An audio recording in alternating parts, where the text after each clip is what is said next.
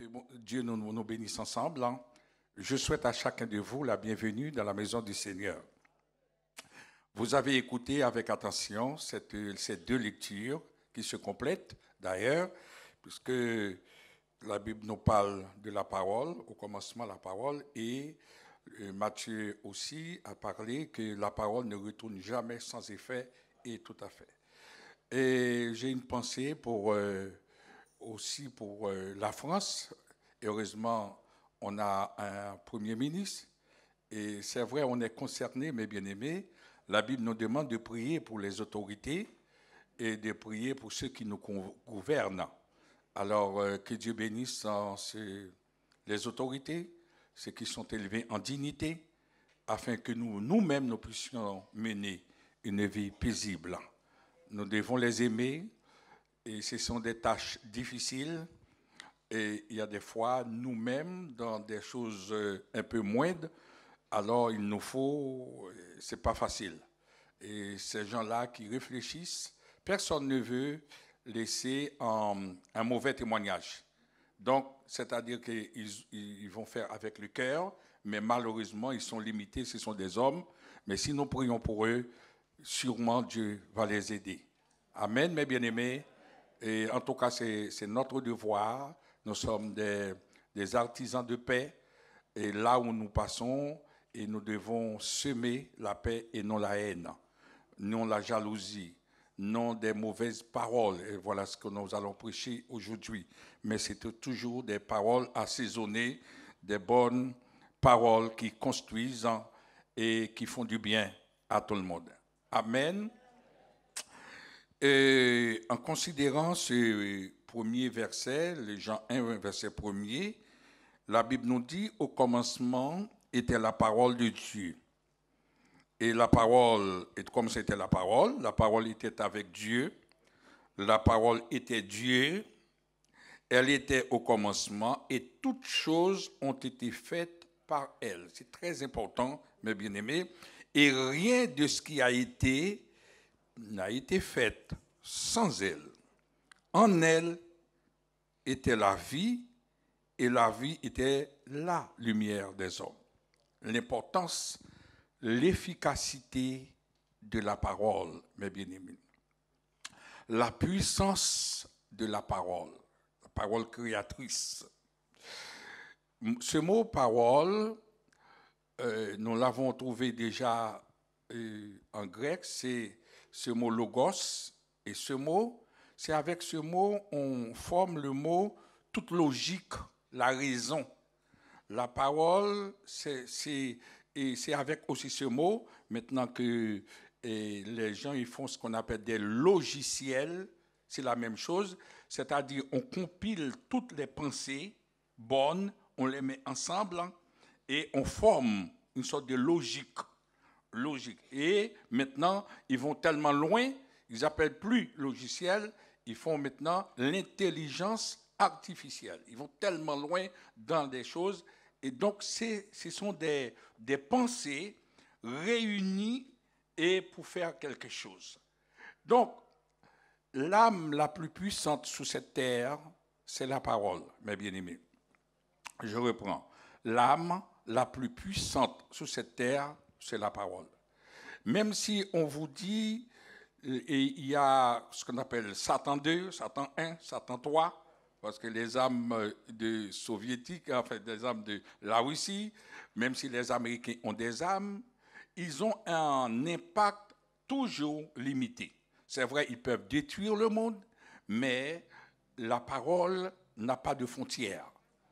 Et l'une des raisons, et je dis peut-être la raison, c'est que comme la parole a été, le monde a été fait par la parole, et dans le monde, il y a ce qu'on appelle le monde visible et le monde invisible. Il y a le monde physique, les âmes que nous avons peuvent faire des dégâts pour le monde physique. Et tandis que dans l'univers, il y a des entités invisibles que nous ne voyons pas et qui sont beaucoup plus dangereuses que ce que nous voyons.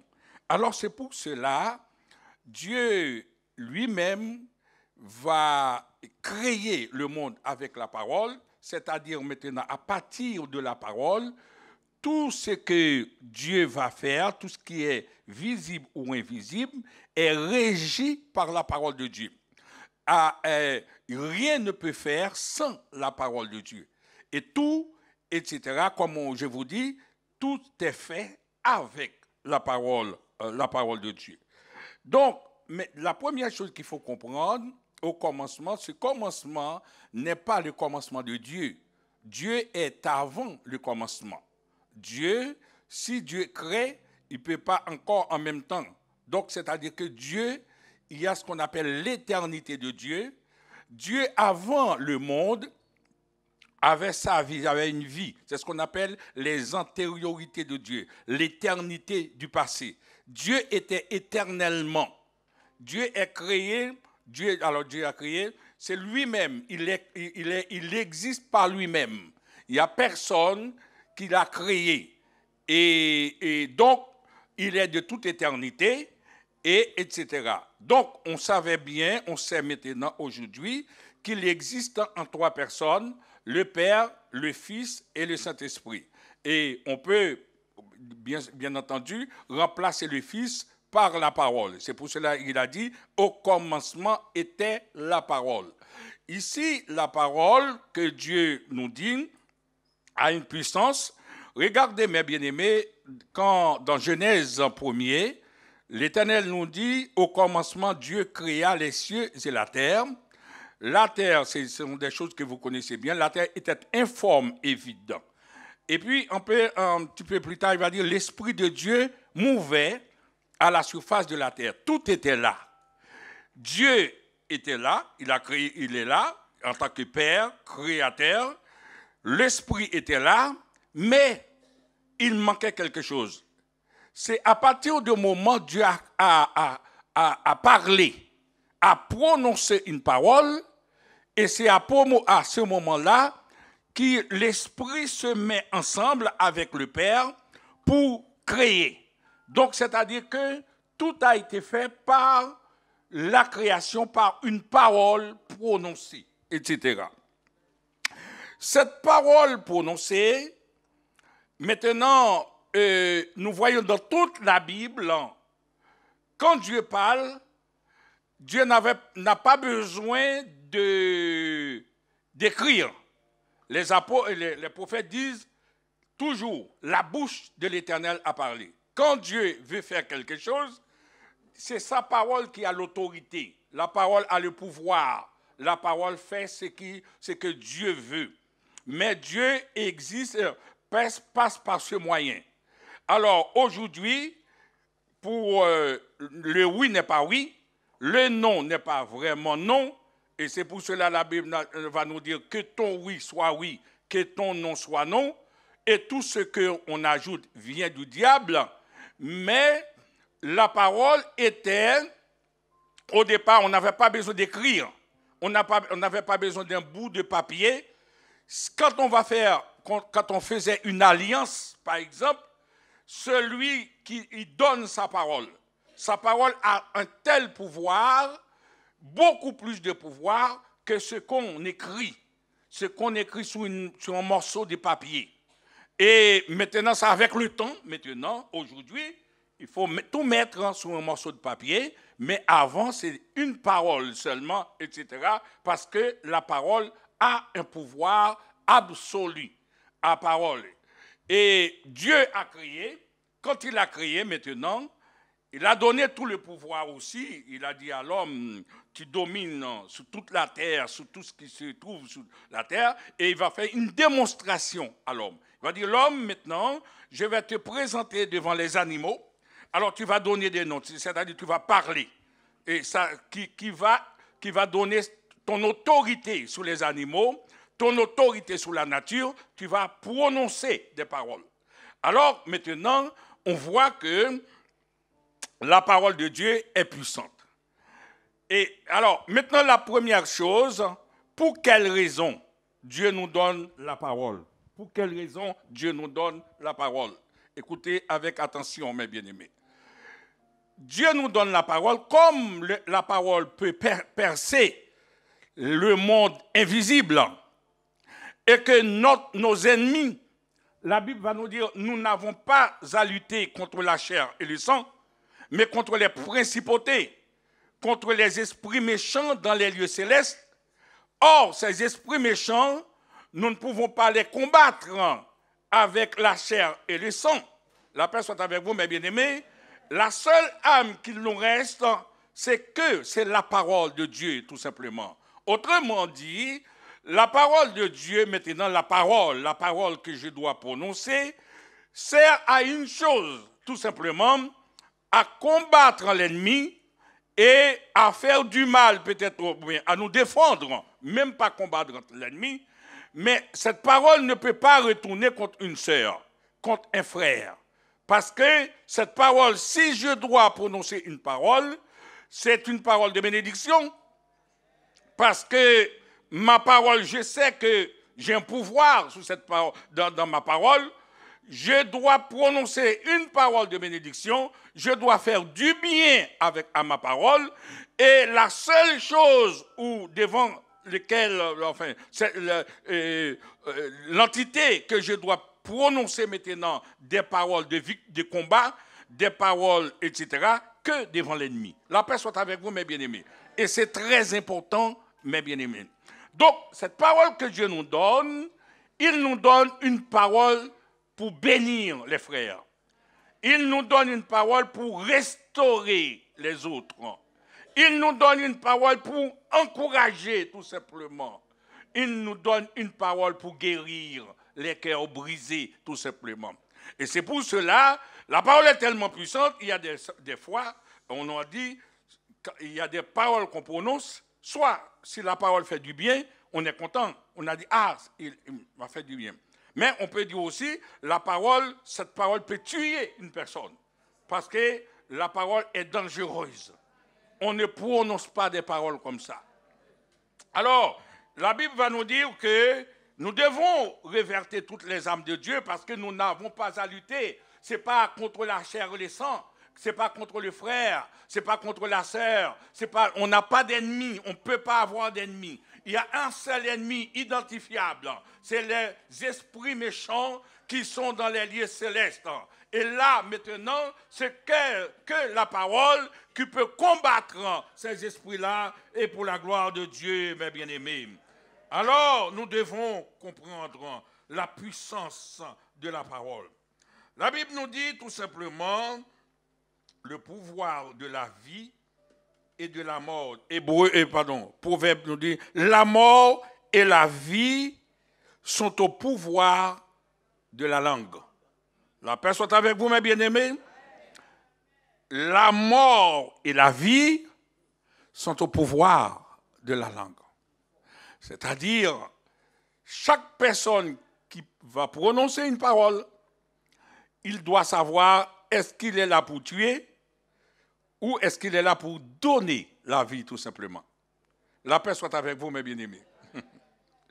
Jésus va faire une démonstration claire pour montrer que le pouvoir de la vie, le pouvoir de la parole, et la mort et la vie sont au pouvoir de la parole. Dans Jean 11, il y avait Lazare qui était mort. Lazare était enterré depuis 4 jours.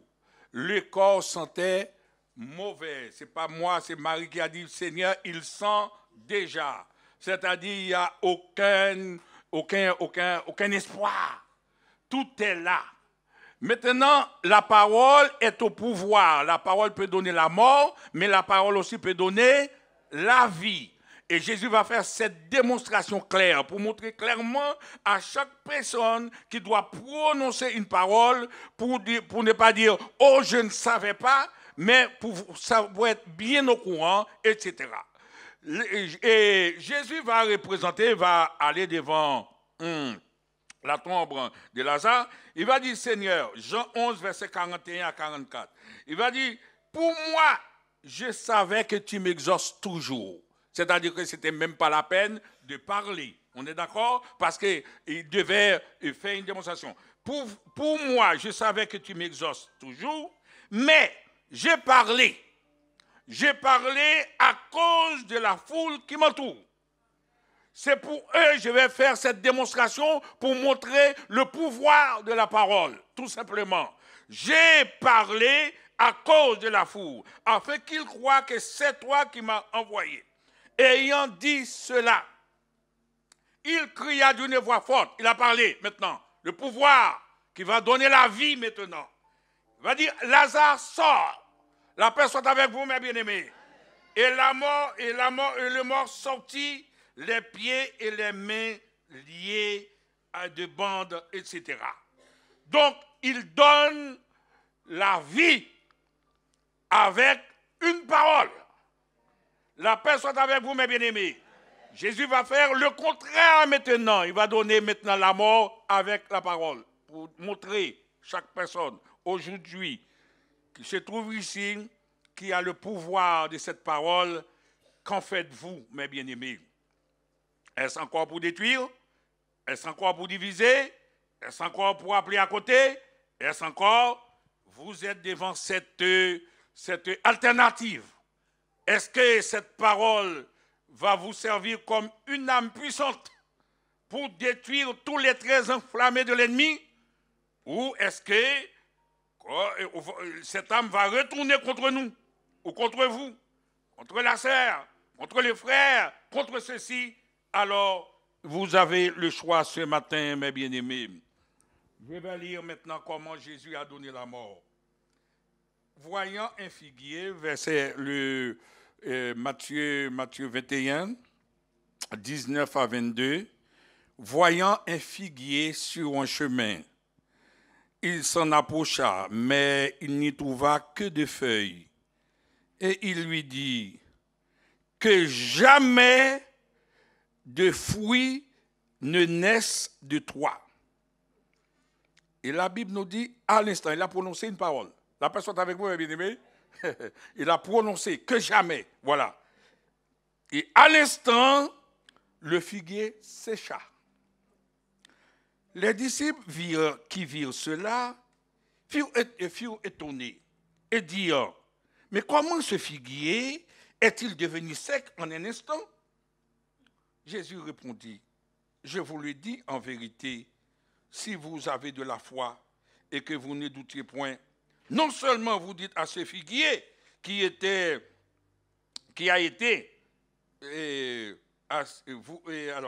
non seulement vous feriez ce qui a été fait à ces figuiers, mais quand vous direz à cette montagne, ôte-toi de là et jette-toi dans la mer, cela se ferait, car tout ce que vous demandez,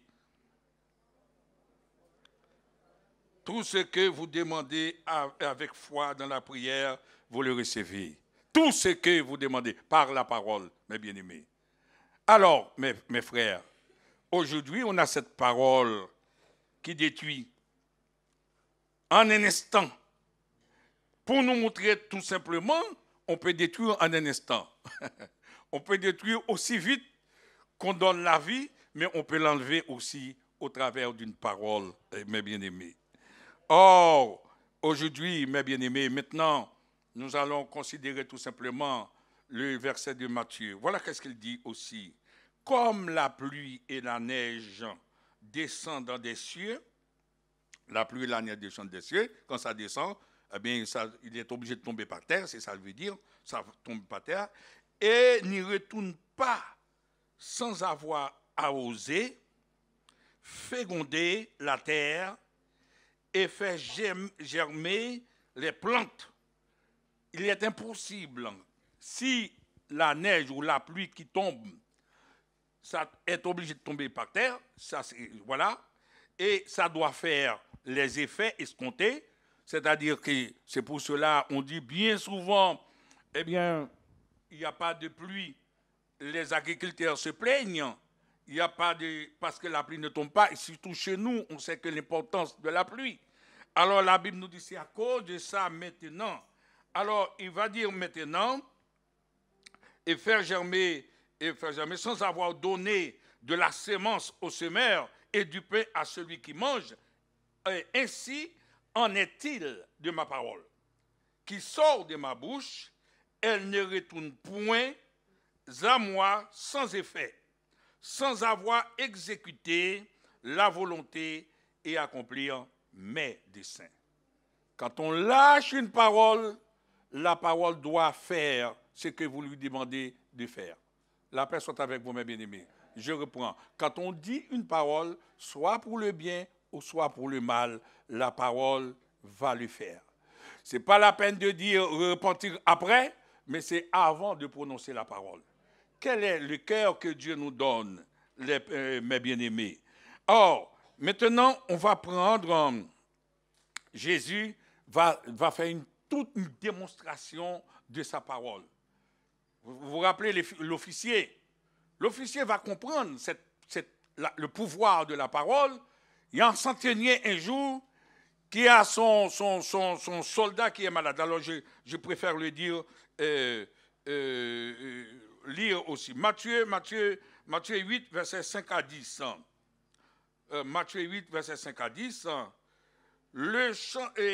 Comme Jésus était dans Capernaum, un centenier l'aborda, le priant en disant, « Seigneur, mon serviteur est couché à la maison, atteint de paralysie et souffrant beaucoup. » Jésus lui dit, « J'irai, je le guérirai. » Le centenier a dit, écoutez la parole du centenier, le centenier répondit, « Seigneur, je ne suis pas digne que tu entres sous mon toit, mais dis seulement un mot, et mon serviteur sera guéri. » Vous voyez le pouvoir de la parole, il a compris maintenant que la parole, il n'a pas besoin de se déplacer. Il suffit de prononcer une parole, parce que la parole n'a pas de frontières, et c'est pour cela, mes bien-aimés, que je peux prier pour quelqu'un qui est en Haïti. Je peux prier pour quelqu'un qui est aux États-Unis.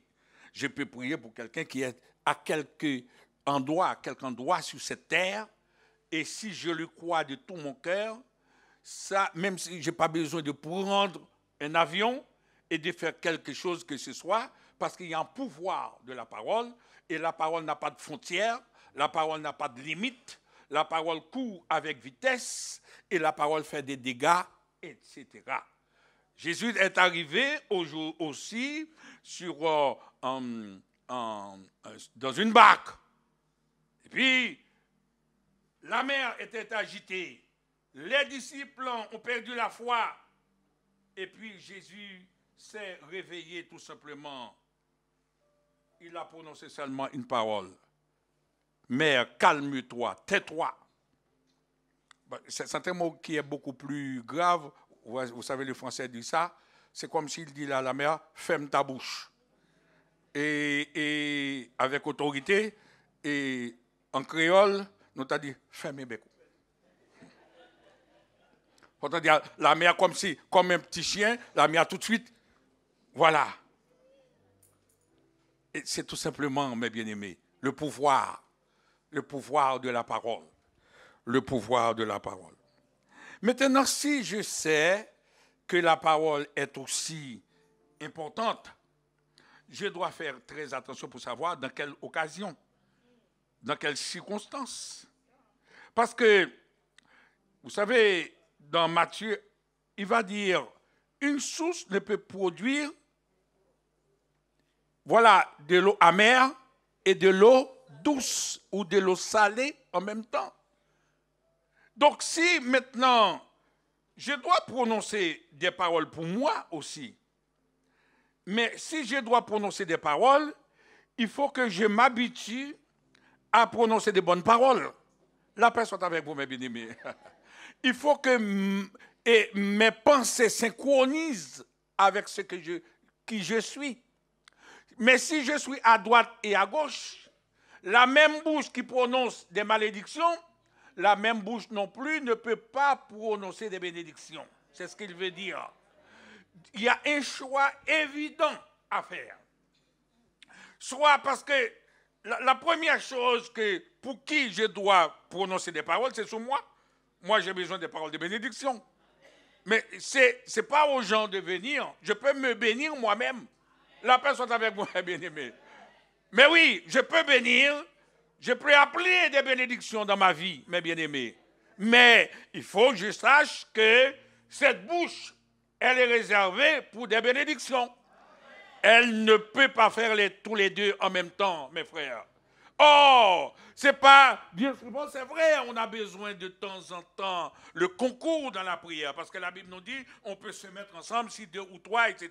Mais aussi, nous devons prier, nous devons prononcer, prophétiser sur nos vies, mes bien-aimés, sur nos enfants. Mais avant de prononcer, mes bien-aimés, quelle parole!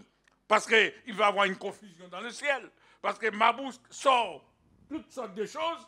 Eh bien, on ne sait pas, est-ce que c'est une bénédiction, est-ce que c'est une malédiction, mes bien-aimés. Alors, voilà une parole, mes bien-aimés, et un conseil, la Bible va nous donner.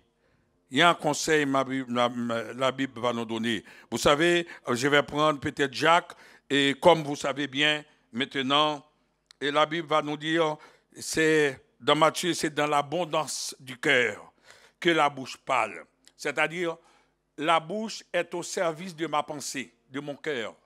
Tout ce que je dis vient de là. La personne avec vous, mes bien-aimés, tout ce que je dis vient de là. C'est-à-dire, la bouche seulement parle quand je pense à quelque chose. Si je pense, j'ai un cœur mauvais, un cœur qui est, un cœur de jalousie, un cœur qui ne veut pas, un cœur qui veut c'est moi aussi, et pourquoi c'est l'autre, eh bien, on peut, c'est là, ça sort là, eh bien, on ne peut pas prononcer d'autres choses, etc. et tout. Déjà, et Matthieu 5 nous dit que votre oui soit oui, ou que votre non soit non. Ce qu'on y ajoute vient du diable, vient du malin, mes bien-aimés. Alors, on va encore dire un mot que Jacques, comme vous le connaissez déjà. La Bible nous dit que la langue, alors je vais vite, aucun homme ne peut la dompter. C'est un mal qu'on ne peut réprimer, car elle est pleine d'un venin mortel. Par elle, nous bénissons le Seigneur, notre Père. Par elle, nous maudissons les hommes faits à l'image de Dieu. De la même bouche en sortent des bénédictions et des malédictions. Il ne faut pas, mes frères, qu'il en soit ainsi. La personne avec vous, ce n'est pas moi, c'est la Bible. La source fait-elle jaillir par la même ouverture l'eau douce et l'eau amère? Un figuier, mes frères, peut-il produire des olives ou une vigne des figues? De l'eau salée, on ne peut non plus produire de l'eau douce. Alors ça, c'est Jacques qui parle, mes bien-aimés, il faut choisir. Il faut choisir avec la langue. Vous savez, mes bien-aimés, on dit toujours pendant les périodes de décembre, c'est la période qu'on fait le bilan. Hein, on est d'accord? Qu'on fait l'inventaire. N'est-ce pas une bonne manière de faire cet inventaire et d'entrer en 2025 avec des hommes de parole, des hommes de paix, des hommes d'amour, enfin comme dit des hommes et des frères, etc. Et en détruisant, mes bien-aimés, toutes les paroles malhonnêtes, des propos qui ne servent à rien du tout. Nous avons besoin, mes bien-aimés, vous avez besoin de cette parole-là pour aider le frère, pour aider la sœur. Voilà ce que la Bible nous dit dans Philippiens. Au reste, voilà le conseil qu'il va nous donner, mes bien-aimés. Maintenant à nous. Philippiens 4, verset 8, tout simplement. Au reste, frères, que tout ce qui est vrai, que tout ce qui est honorable, La paix soit avec vous, mes bien-aimés.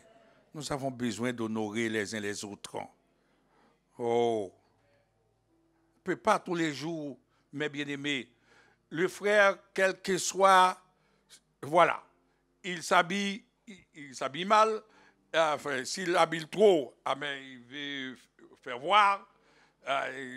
C'est ça, tous les jours, il vient faire, comme on dit là, chaud, comme, excusez-moi. Hein? Mativi ou bien, voilà, l'église ça va, c'est pas une église on ne veut pas faire défiler, mes bien-aimés. Oui, mais elle s'habille pour la gloire de Dieu, mes bien-aimés. Félicite-la. Dites au moins, ma sœur, tu es belle.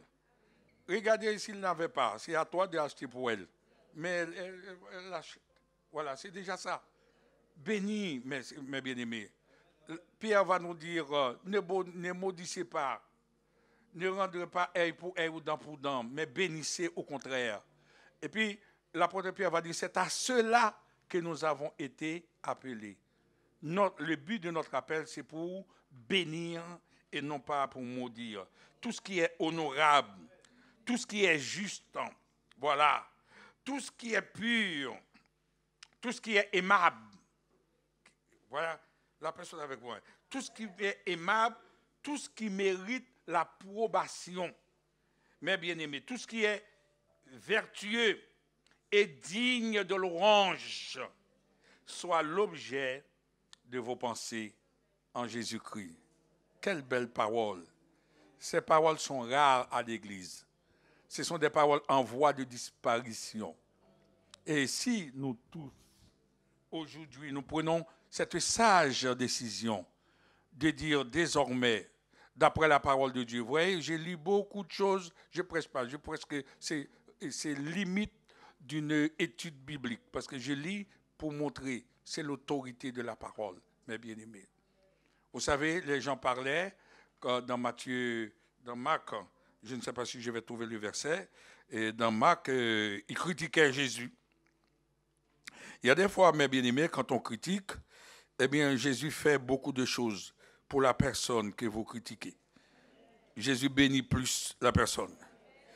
Et dans Marc 2, il y avait un malade.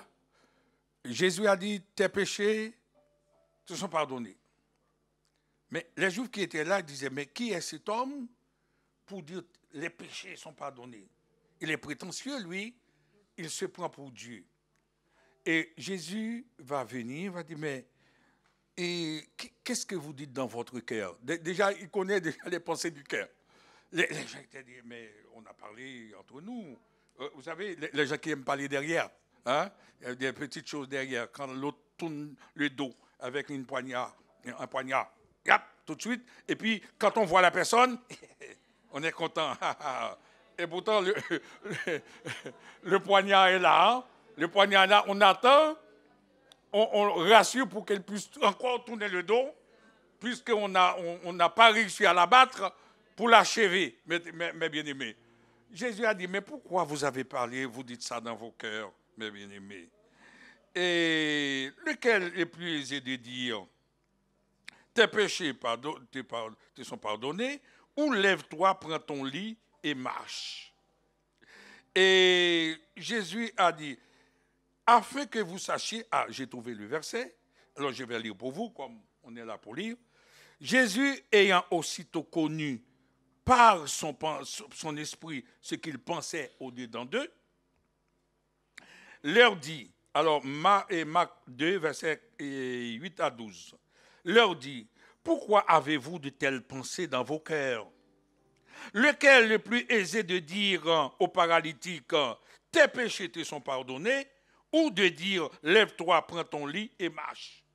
Maintenant, parce que les gens parlent trop, Jésus va faire quelque chose. Jésus, maintenant, afin que vous sachiez que le Fils de l'homme a sur la terre le pouvoir de pardonner le péché, je vais faire quelque chose maintenant. Il va dire aux paralytiques maintenant, ce n'est pas seulement tes péchés, je vais non seulement pardonner tes péchés, Mais maintenant, parce qu'afin qu'ils voient, parce qu'ils disent ça, je vais faire encore autre chose en plus. Il y a des fois, mes bien-aimés, quand vous voulez plonger le serviteur, eh bien, Dieu peut faire encore plus, encore pour la gloire de Dieu. Et je te le donne, dit-il au paralytique, lève-toi, prends ton lit et va dans ta maison. Et à l'instant, il se leva, prit son lit, sortit en présence, la personne avec vous, en présence de tout le monde, de sorte qu'ils étaient tous dans l'étonnement et glorifiaient Dieu en disant, nous n'avons jamais rien vu de pareil. La personne avec vous, mes bien. On chante bien souvent que la vie non fait toute pareille. Bien mon Dieu. Mais bien aimé, je vous dis une chose. Aujourd'hui, nous avons ce choix. Continuez à critiquer ou bénir. Mais n'oubliez pas, cette même parole que vous critiquez, vous ne pouvez pas bénir en même temps. C'est un choix. Et ce choix doit être pour la vie. Vous ne pouvez pas, si vous choisissez de maudire, cette source, elle va rester définitivement une source amère. Une source qui donne de l'eau salée. Mais jamais une source qui donne de l'eau douce, non seulement pour vous-même, mais bien aimé, parce que vous pouvez vous bénir aussi, mais en même temps pour les autres. Moi, je dis plus, vous faites du mal. Nous faisons du mal, parce que je ne vais pas dire vous et que moi, je ne suis pas dedans. Nous faisons du mal, parce que cette langue que Dieu nous donne, cette parole, il nous a dit clairement, c'est parce qu'il y a des esprits méchants, et nous sommes chers, nous ne pouvons pas lutter contre eux, parce que nous ne pouvons pas, ce n'est pas possible, puisque nous ne pouvons pas les voir. Alors, nous n'avons pas à lutter contre la chair et le sang, mais puisque nous ne pouvons pas les lutter contre, je vous donne la parole, parce que tous ces esprits-là, tous ces esprits ont été créés par la parole. Et la seule façon de les paralyser, de les atteindre, de détruire leurs œuvres, que par une parole. Parce que la parole n'a pas de limite, la parole n'a pas de frontières, la parole n'a pas de bornes, parce que quand on parle, on prononce une parole, on ne prononce pas une parole comme ça, même si on était tout seul, mais on s'adresse à l'univers. La paix soit avec vous, mes bien-aimés, parce que la parole a été créée, l'univers a été créé par la parole. Et c'est pour cela, dans l'Ancien Testament, quand il faisait une alliance, il n'avait pas besoin d'écrire. Il n'avait pas besoin d'écrire parce qu'ils savaient bien que la parole qu'ils ont prononcée, non seulement devant la personne, mais devant Dieu, mais devant les trônes du diable aussi en même temps, tout le monde est au courant parce que c'est une parole qui est prononcée. Alors, mes bien-aimés, cette belle chose, l'âme la plus puissante, la plus destructrice, aucune âme ne peut se comparer avec la parole. Aucune. Mes bien-aimés, quand on parle avec une sœur, on peut détruire la sœur. La sœur peut dire, waouh, tu m'as touché. Soit en bien ou soit en mal. Mais on regarde seulement une parole seulement. Montrez-moi l'âme qui touche. Est-ce qu'on a un fusil? Non, on n'a pas de revolver. Mais une parole. On peut restaurer une personne par la parole.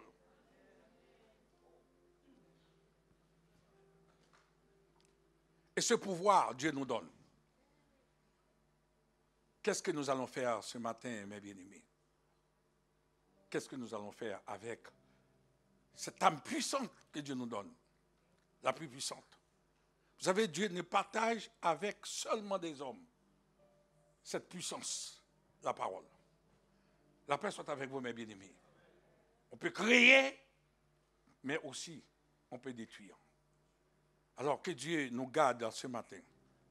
et que nous puissions sortir chacun, mes bien-aimés, chacun. Parce que la Bible nous dit, nous devons rendre compte devant Dieu pour toutes les paroles que nous avons prononcées sur cette terre. C'est dangereux. C'est grave, hein?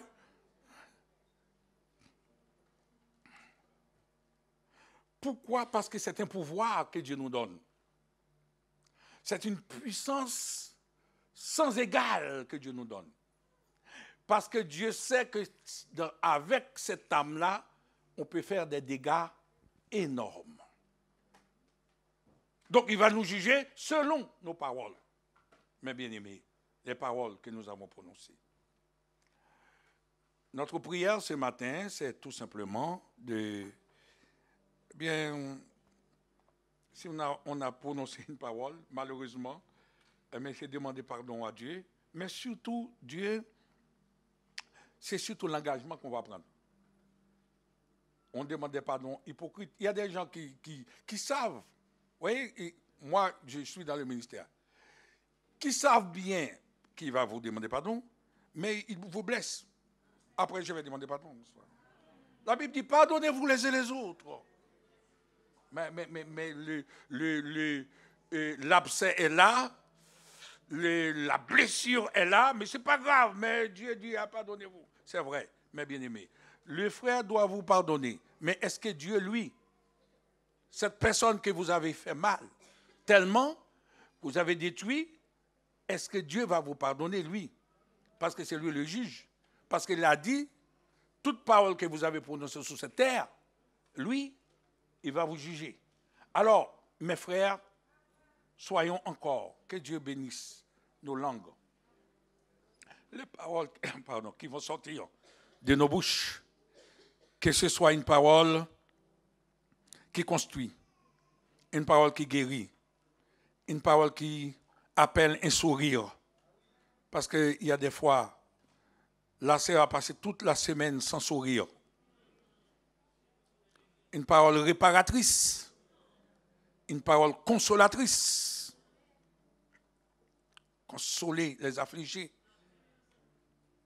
Une parole, quand la personne rentre ici, il y a un sourire. Je vous dis une chose, il y a des fois, c'est le seul endroit où la sœur peut faire un petit sourire. C'est là.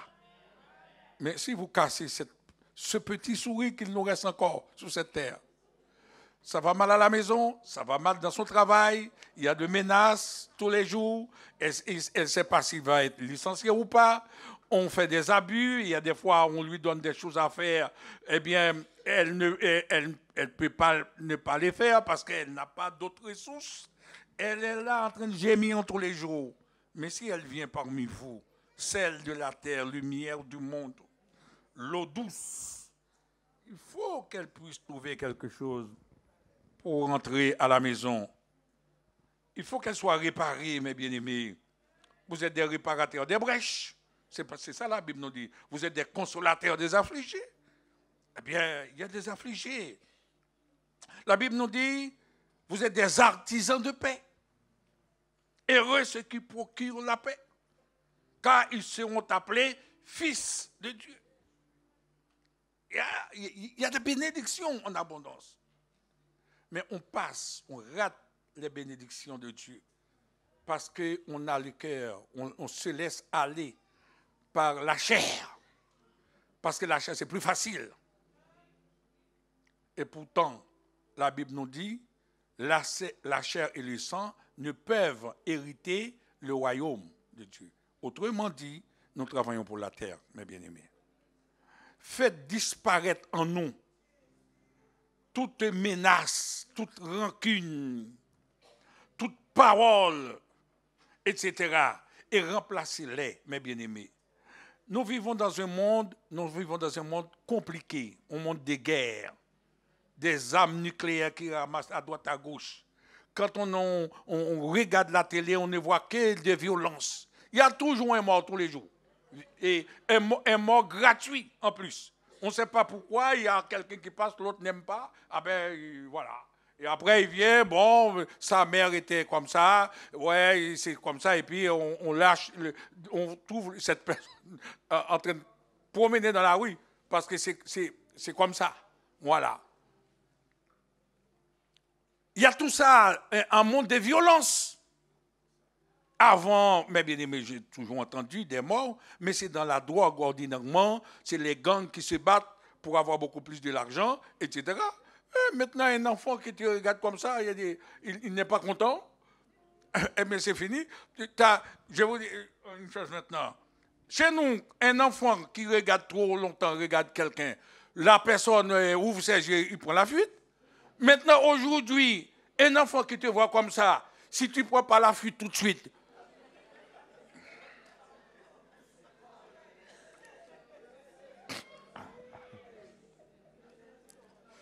l'enfant peut dire, mais pourquoi tu me regardes comme ça? Tu ne prends pas la fuite tout de suite. Eh bien, c'est trop tard, hein, mes bien-aimés. C'est un monde de violence. Et cette violence entre à l'église, c'est ça le problème. Puisque l'église doit être le sel, doit avoir la solution. C'est ça. Mes bien-aimés, que Dieu nous bénisse, que Dieu nous garde. Que Dieu nous donne cette parole maintenant. Le pouvoir de la parole, l'efficacité de la parole. C'est pour bénir, pour sauver, pour encourager, pour délivrer. Mais pas pour détruire. Mais bien aimé, s'il faut détruire, c'est les œuvres du diable. Que Dieu vous bénisse.